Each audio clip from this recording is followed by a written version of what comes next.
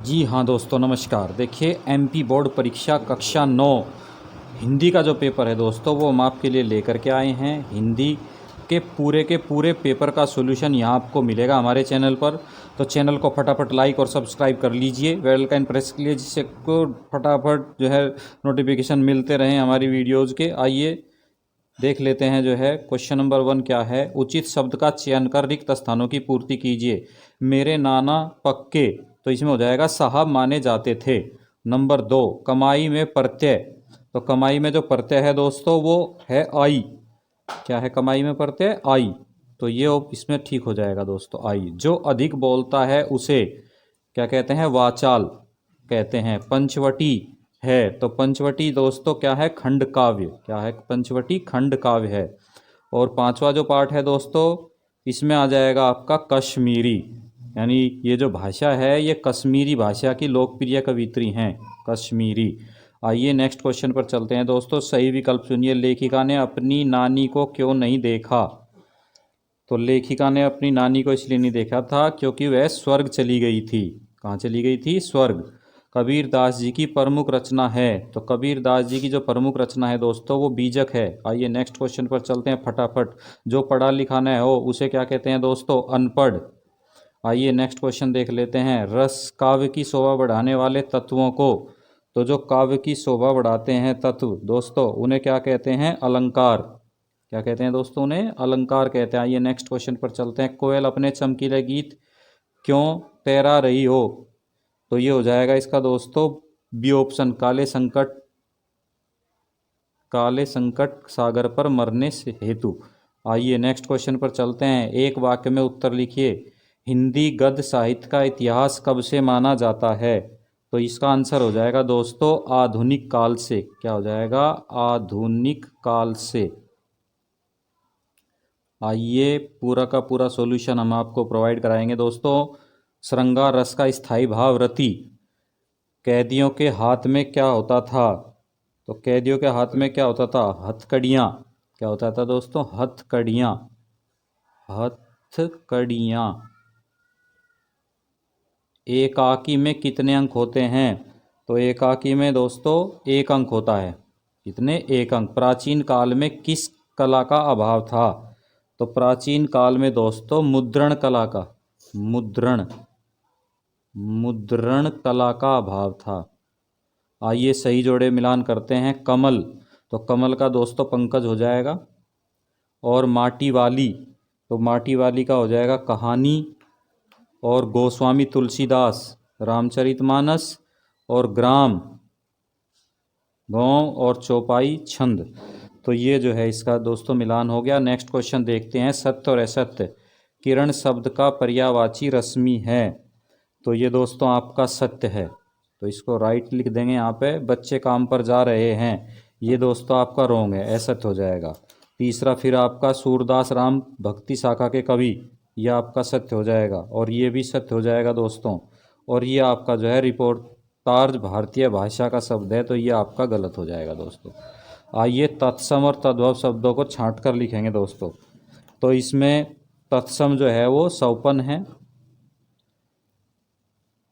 क्या है? सौपन है। और दोस्तों हस्त, ये तो आपका तत्सम हो गया। और ये जो बच गए दोनों, ये तद्भव हो गए दोस्तों, मछली और साग।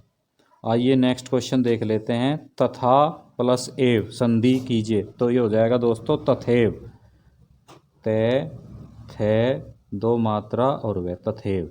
सु प्लस आगत, तो दोस्तों हो जाएगा स्वागत, यानी से वे आ गे ते, इस तरीके से दोस्तों। आइए नेक्स्ट क्वेश्चन जान लेते हैं। रस कितने होते हैं और इनके नाम लिखने हैं दोस्तों। तो रस जो है वो 4 प्रकार के होते हैं। रस कितने प्रकार के होते हैं? 4 प्रकार के होते हैं। 4 प्रकार के होते हैं दोस्तों। और इसमें लिख लेंगे आप जो है नंबर 1 स्थायी भाव, नंबर 2 अनुभाव, नंबर 3 विभाव, और नंबर 4 संचारी भाव। आइए नेक्स्ट क्वेश्चन देख लेते हैं। जीवन के उमंग से बच्चे क्यों वंचित है? तो जीवन के उमंग जो है आपका, मानसरोवर से कवि का क्या आशय है? तो मानसरोवर से कवि का आशय जो है दोस्तों, आइए यहाँ देख लेते हैं जो है। जी हाँ दोस्तों, देखिए रस के पर 4 अंग होते हैं: स्थायी भाव, अनुभाव, विभाव और संचारी भाव।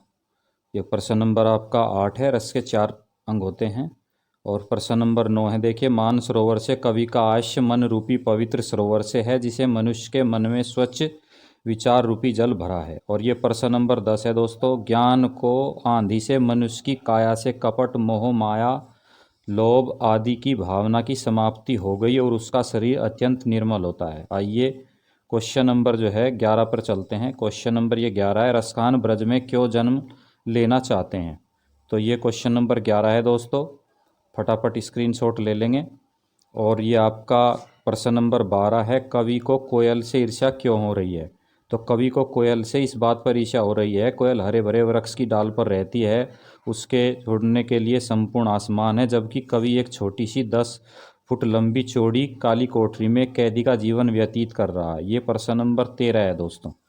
अपने अपने शहर में बच्चों को कब कब और कहाँ कहाँ काम करते देखा है?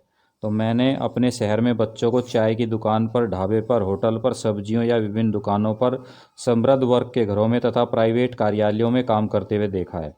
आइए प्रश्न नंबर 14 पर चलते हैं दोस्तों, कहानी के प्रमुख तत्वों के नाम।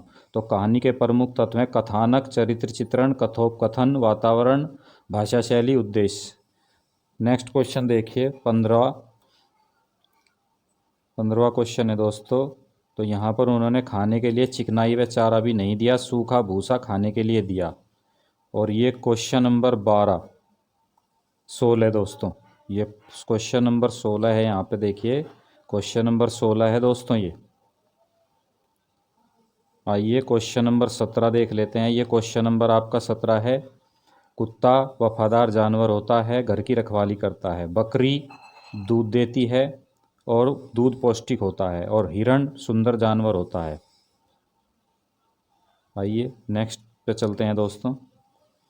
प्रश्न नंबर ये आपका 19 है, महाकाव्य एवं खंडकाव्य में 3 अंतर। तो महाकाव्य और खंडकाव्य में ये 3 अंतर हैं। महाकाव्य में जीवन के समग्र रूप का वर्णन किया जाता है।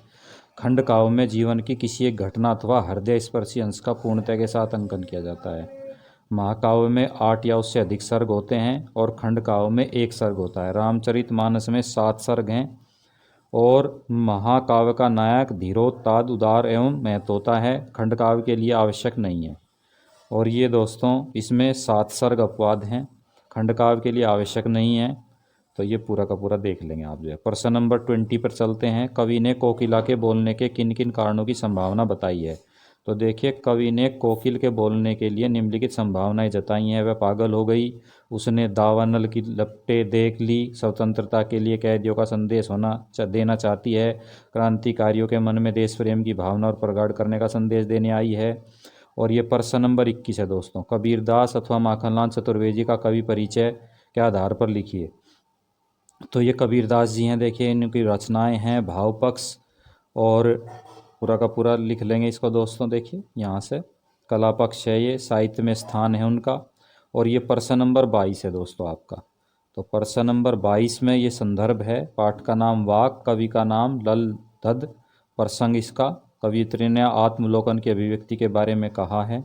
और ये इसकी पूरी की पूरी दोस्तों व्याख्या है, यहाँ से आप व्याख्या नोट कर लेंगे जो है। ये नेक्स्ट क्वेश्चन है आपका, प्रश्न नंबर 23 है दोस्तों।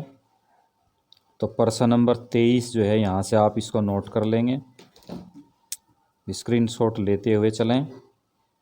और ये जो है, निम्न गद्यांश में लेखक ने झुरी के दोनों बैलों हीरा और मोती की मेहनत और सहनशीलता को बताने का प्रयास किया है। ये इसकी व्याख्या है दोस्तों पूरी की पूरी, यहाँ से फटाफट स्क्रीनशॉट ले लेंगे। ये प्रश्न नंबर 24 है, मुंशी प्रेमचंद की भाषा शैली और रचनाओं को इसमें बताया गया है दोस्तों। ये रचनाएं हैं रंगभूमि, सेवा सदन, और भाषा है उनकी, और ये शैली है प्रेमचंद की। ठीक है दोस्तों, तो ये था आपका जो है पेपर, जो आपकी क्लास 9th की परीक्षा है जो है, वार्षिक परीक्षा का पेपर दोस्तों। तो वीडियो कैसा लगा, लाइक शेयर कमेंट ज़रूर करें। नमस्कार।